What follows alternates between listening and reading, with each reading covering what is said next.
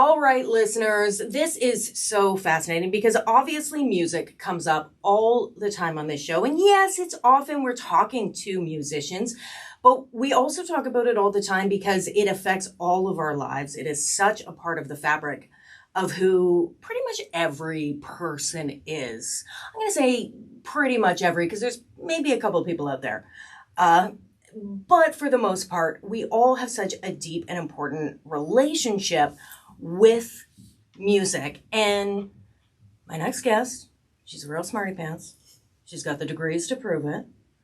I hope my parents aren't listening because they're still mad I dropped out. Anyway, guys, she has written a paper called Canadians Redefining R&B, the online marketing of Drake, Justin Bieber, and Jessie Reyez, where she is looking at the history of R&B in Canada. She is looking at just so many different aspects of music and the musicians that we grow right here at home. So joining me now, please welcome to the show, Dr. Amara Pope. How are you? I'm well, thank you. How are you doing? I am doing very well, and I'm really excited to talk to you because I think as much as music is such a huge part of everybody's life, we often kind of don't think about it generationally or how, where you grew up or what your influences are, what your parents listen to, what the people around you listen to, how all of that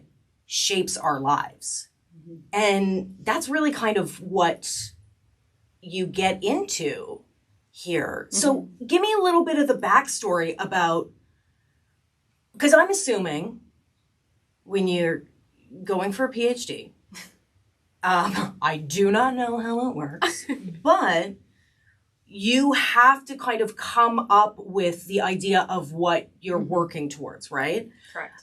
Is dissertation a word? Yes. Nice! Yes, you got it. And so how different is the final paper from your initial idea, and what sparked that initial idea? Oh, okay. So my initial idea was different from what it turned out to be 7 years later. The initial idea was drawing from my master's degree. And in my master's degree, I looked at the marketing and branding strategies of Drake, and I looked at how he represented different identities in different music videos. I thought that that's part of the reason he rose to fame was because he was able to appeal to many different demographics. One music video, he's representing his Jewish roots, another very American, another very Canadian, middle class, high class. He was representing all these different lifestyles that people could connect to. But then when I went to do my PhD, I knew I wanted to be a professor, so I wanted to keep going down the academic route, and I wanted to explore the marketing and branding strategies of 3 popular artists. I didn't know who they were at the time. Originally, one of them was Post Malone, another one was somebody else, and that's when I started looking at the marketing and branding strategies of artists in hip-hop and R&B music. But what I found was there was a huge lacking of studies of Canadian hip-hop and R&B artists. So then I started to peel away and look at, the lack of coverage of these artists and wanted to then focus on specifically Canadian hip-hop and R&B music and look at the marketing and branding strategies of Justin Bieber, Drake, and Jessie Reyez, because all 3 of them try to participate in the R&B space, but all represent very different identities, different Canadian identities. And when I went to look at what they were doing differently from artists before them, found them that history of Canadian R&B lacked representation. Mm-hmm. So I then had to look at the history of Canadian R&B before I looked at what contemporary artists were doing. So it almost became 2 dissertations in one. Which is kind of not surprising, although I would imagine from your side of things when you're like, oh, now I gotta mash all this into one. Come on. But I think something that is talked about a lot in the music industry in Canada and certainly recognized, and it's very specific to R&B and rap, is the lack of representation, celebration. Like that music is there and has a long and rich legacy, but the infrastructure of music is definitely not giving the accolades and the attention that is deserved. Mm-hmm. And so I think that's another thing that's so great about your paper is that, as you start down this road, you're like, oh, wait a minute, there's a huge blind spot. Mm-hmm. Can I just sidetrack for one quick second? Yeah. Because you're already talking about like the marketing and branding. Post Malone, like the I'm tired bad idea. Yeah, well, I'm not here to judge, but... But like from a branding perspective where you're like, I mean, I wouldn't recommend, but... But look at us now talking about it on the radio, so it did get him more media coverage. Maybe that was the only intention. I mean, it doesn't seem to have affected him. No. I will say, though, I don't know, words tattooed right underneath your eyes. I know. For most people, it would be limiting. Yeah. You know what I mean? But if you're Post Malone. You have to be a Post Malone. Yeah. I mean, there's also not a lot of real estate left on him to tattoo. Good point. Good point. Yeah, anyone thinking about getting a face tattoo, ask yourself, am I Post Malone? And then think a little bit more about it. Yeah. So, I mean, this is all so fascinating to me. And so once you start going down that road, also 7 years. Yeah. Oh, my God. Yeah. Good 7 for and a you. half. It took a long time. You, like anyone who really is so dedicated to academics and study, I think it's always so impressive to me because ADHD, and B, I just don't think, I love ideas. I just don't know if I could commit that hardcore. Well, I will say I did have to work full-time while doing my PhD, which is part of why it took so long. But it was good because that's when I got the passion to integrate academia and industry, because so many people in the academic world criticize me for working in industry. They want you in a bubble. They want you to stay within the academic realm. But I had to pay my bills. I had to pay for my tuition. So, of course, I had to work full-time. But I found that I was actually take the theory into practice, and kind of merge the two. So I don't think my dissertation would be where it's at if I didn't work full-time in marketing and media. But same thing in the marketing and media industry. I wouldn't be this far along if I didn't learn the theory. So that became something I became really a huge advocate for in integrating the two, which was why it took so long. But on the other hand, I think helped me to get to where I am now.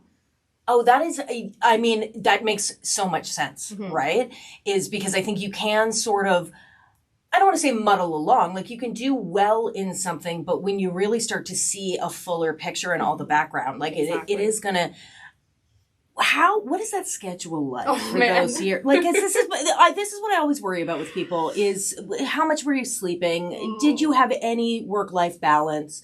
Because to me, it feels like you were working like 2 full-time jobs. And then I'm like, are you okay? Well, my undergrad was worse. I think I had 4 jobs at one point and then did school. God. It was crazy. And they were all part-time. But I'm just going to look at your dad real quick and go, good for you. Do you see what you raised? What? This is so good. They gave me all the love and support that I needed to be able to do all of that. So I fully, this is a joint amazing. Celebration. Yeah, for sure. They must be so proud because it's like, you really wanted the academia, right? Yeah. Because it's like, if you're willing to do that much work at a job to then also be like, I'm going to spend an equal amount of time at school. They did a good job raising you. I guess my parents were faulty. Anyway, they listen. They love it when I make jokes. Okay, so let's back up a little bit. Sure. Give us a little bit of the trajectory, because obviously it's like, undergrad, master's, PhD. Yeah. So coming out of high school and going into university, like at what point do you identify which road you want to go down? And did you know at that point, like, I want to be a professor, I want to go as far as I can? Well, my parents never kind of told me what parameters to go down. I have a Indian background, like lawyer, doctor, they're just very traditional things that parents might push you towards doing, especially being immigrant parents. They've sacrificed a lot for us to be here. They might encourage you to do that. Mine luckily did not, but they said, whatever you do, go the farthest you can with that. So I knew I wanted to go down the professor route. They didn't care what subject, they didn't care where it was in academia, but they said, go the farthest you can. So for me, going into my undergrad, I had no idea what subject it really was going to be, but I knew that I was really interested in different forms of communication. So my undergraduate degree was a joint honors program in fine arts and English, and I did a digital media specialization. So sculpted, painted, wrote a bunch, and then looked at the digital media side. And I didn't know where it was going to go, but in my digital media specialization, it was one project. I was examining different forms of communication in one class, and I came across Nicki Minaj's Pound the Alarm music video. And it was the first time I saw my Trinidadian roots represented in a mainstream popular culture music video. And that to me made me feel a sense of belonging. It really inspired me and made me super proud to be Trini, and in a Canadian space where I didn't really get to celebrate those roots or see it really reflected in mainstream media. So I analyzed that music video in one essay, and that's what led me to explore the representation of identity in different music videos. So that's what led to my master's, me looking at Drake's representation of identity, and then so on and so forth in my PhD. Yeah. And so in going on that journey, you must have not only learned a lot about I was going to say the Canadian roots, but obviously, but also just like the roots of R&B and that kind of stuff. But I'm assuming the way you looked at music and its influence on your own life and other people's lives must have changed the farther you got down this road. Yeah, and the more I looked into Canadian R&B specifically, the more I realized how much racism was deeply embedded into the way we created the Canadian music industry, as well as Canadian media representations of what the ideal Canadianness was. So coming from a background of second generation immigrant, as a second generation immigrant with immigrant parents, and having that background of being, a minority woman in the space, whether it's in industry or academia, I noticed that there was such a gap of knowledge of diversity, and that whether, again, that's in my workplace or in schools. So I tried to fill that gap and really understand why that was. And I found Canadian R&B to be so exemplary of that, because we had so many identities creating R&B music and pushed outside of mainstream media of different races. We had white artists, we had biracial, we had Black, we had Latino, we had so many different identities creating R&B music and hip hop music and working together in the periphery of society to try to break in.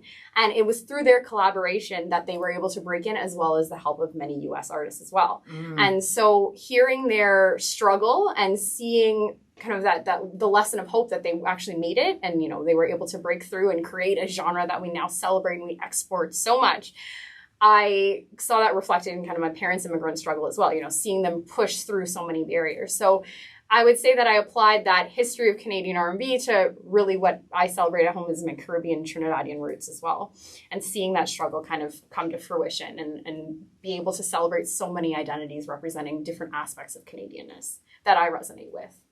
When you look at that history, can you see, are we shifting in the right direction in the industry? I say that we are, but we still have a long way to go. I talk about how, for example, just in 2020, we saw Republic Records change and strip the word urban from their verbiage because it had negative connotations and racist connotations. So they've decided to move away from that. But again, that was 2020. That was not that long ago. Yes.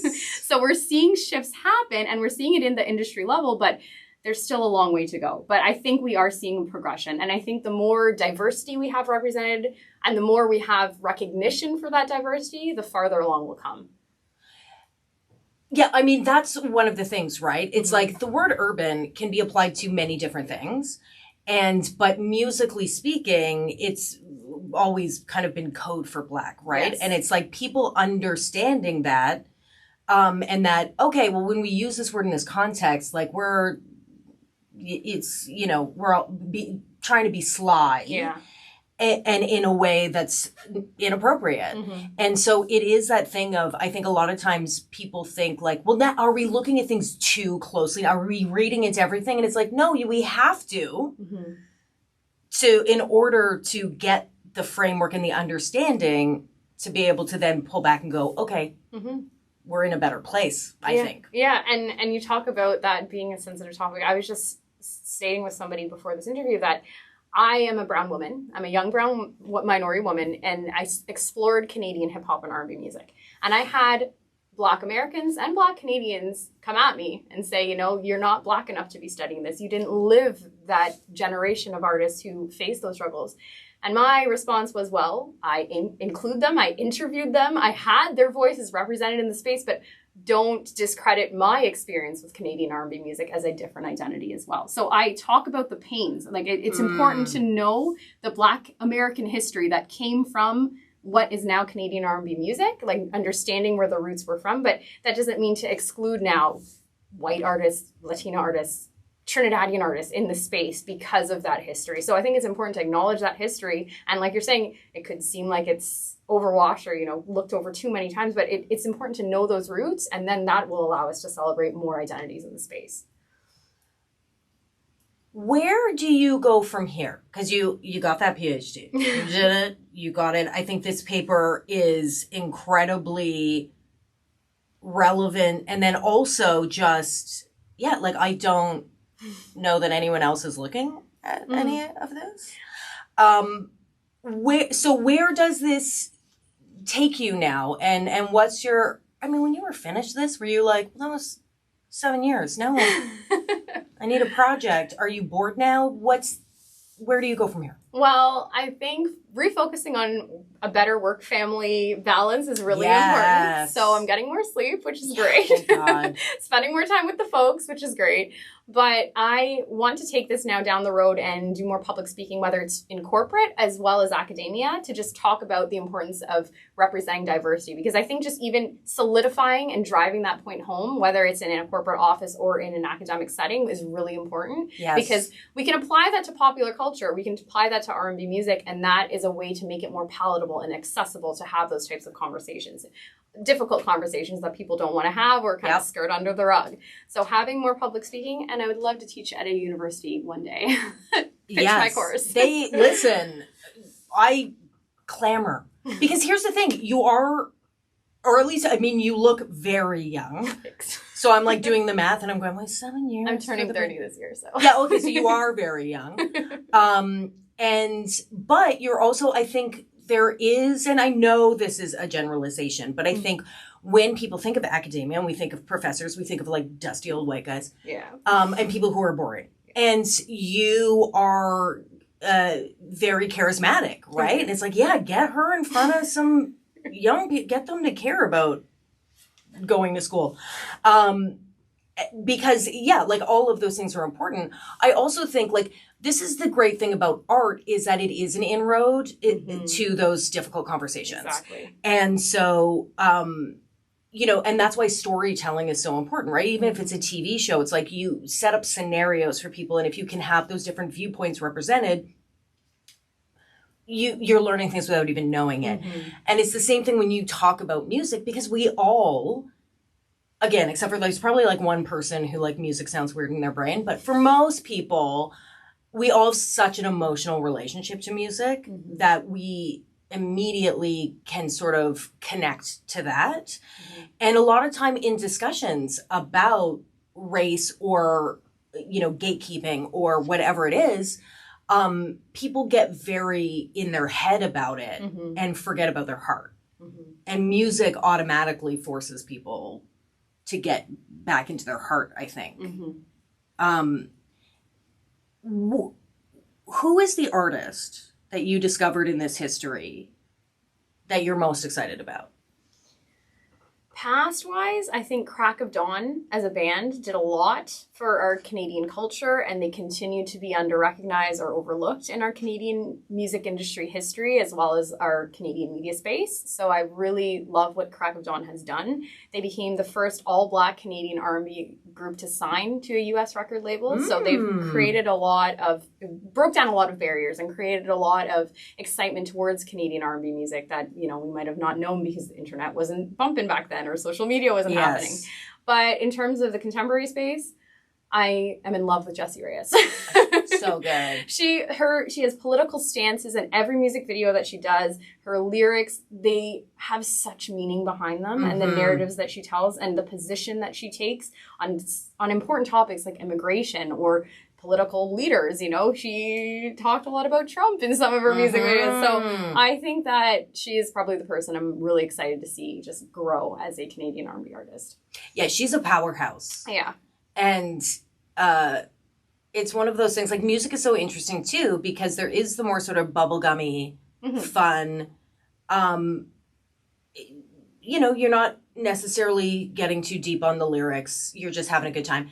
And it runs the gamut to a very kind of serious. And someone like Jessie Reyes, I feel like, is kind of in this sweet spot of getting really, really saying things but also you're like, I'm having a good time listening to this. It's like something you can bump with, but Yes. also if you sit there, you can critically think about. So I think she's got exactly how you said it, the sweet spot. Because when I think about like sort of political music, like the folk songs of like the 60s or 70s, right? It's like you got to be in a particular mood. Yeah. A lot of the time, right? I can't just throw it on. I got to be contemplative. And so when someone can create songs where I'm like, I love listening to this, but also, we're getting into it. Yeah.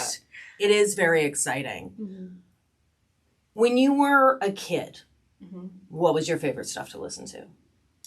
Well, I grew up with soca and reggae Mm-hmm. music because of my parents, because Trini household, you listen to soca music every Christmas. Soca Santa was playing every day, every Christmas day. So I remember those songs really well.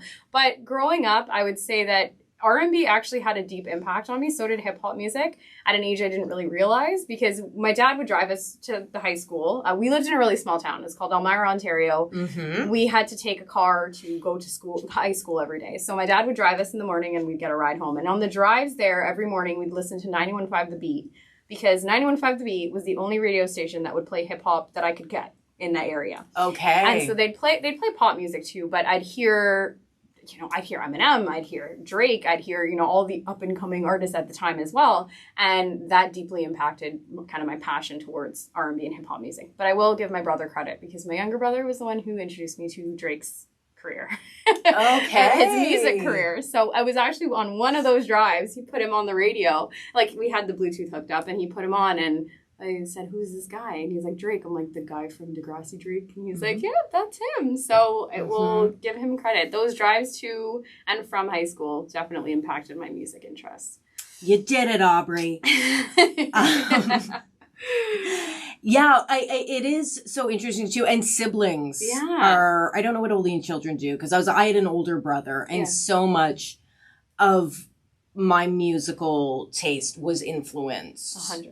by what he was listening to, right? Yeah, my brother is so much cooler than me. The music that he puts me on, he's also 3 years younger, but he likes to really emphasize he's of the different generation. Okay. Yeah. Those right. 3 years makes a huge difference, apparently. So I'm old.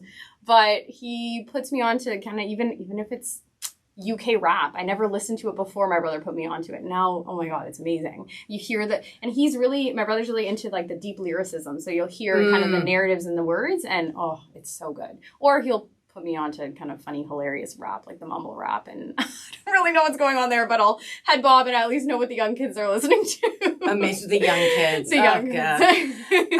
No, I love it. You're like, I'm 30, the young kids, and I'm like, just wait, babe, just wait. Hey, I didn't age myself, he did. Yes. Listen, I'm going to write him a note and be like, you need to tone it down. Although I'm 3 years younger than my brother, and I do love to be like, oh, see? Well, but look at you. So it is the prerogative of the younger sibling to just be like, no, whatever, you don't get it. You don't get what's cool anymore. Yeah.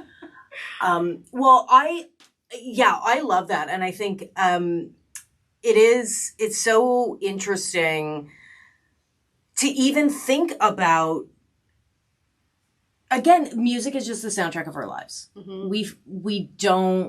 The average person doesn't think that much about the way the entire world is influenced by it. And I think it's so fascinating to think about how these artists come to be, how we relate to them, and then also a lot of people, I think, would benefit from learning about the infrastructure around music and what it used to be and how difficult it was. And so any, R&B and hip hop artists kind of coming out of a certain time here in Canada, like if they got anywhere, it's like, wow, that was a fight. Mm-hmm. There was a lot stacked against them, right? Mm-hmm. And so I think it's really incredible. And I'm also really excited to see what you do next. Oh, thank you. Because I love this. Yeah. You seem great. Thank you. What's going to happen now? Well, how can people learn more about you and learn more about the paper and learn more about Canada's kind of history and present day R&B? Well, the dissertation, I've not kind of gatekeep that is for free and available for free download on my website. If you go to www.dramarapope.ca, dramarapope.ca, you can download the whole dissertation for free. And that it also has, if you go to the citations, it's, I don't even remember, 50 pages of citations or something. But you can go through all of those, and there are so many great books in there that talk about that history of R&B in the States, some sprinkled in articles about the history of R&B and hip hop. And like I said, a lot of the time there wasn't a big canonical text of what is Canadian R&B or Canadian hip hop music. So if you go through the dissertation, you'll see that I've tried to parse together an episodic history of Canadian R&B where I go through different generations and I talk about, again, the artists, like you're saying, that really had to claw their way in without social media and the internet. Mm-hmm. And so I have coupled that dissertation with a Spotify playlist. Of course you have, because you're not going to miss anything. That didn't even occur to me. But of course you did. No, but I think it's so important that if you don't even have time to read the paper, go through the Spotify playlist, because there's so many artists on there that you might have never heard of, or you know in the back of your mind, it's the Drakes before Drake, it's Maestro Fresh West, it's Me She Me, it's all these artists that came before. So I think it's really important to listen to the music. Okay, so DrAmaraPope.com, all available to you. She's done the work. We all get to benefit. Amara, thank you so much for joining me today. Thank you for having me. Appreciate it. We will be right back on The Breakdown, Channel 167, Canada Talks.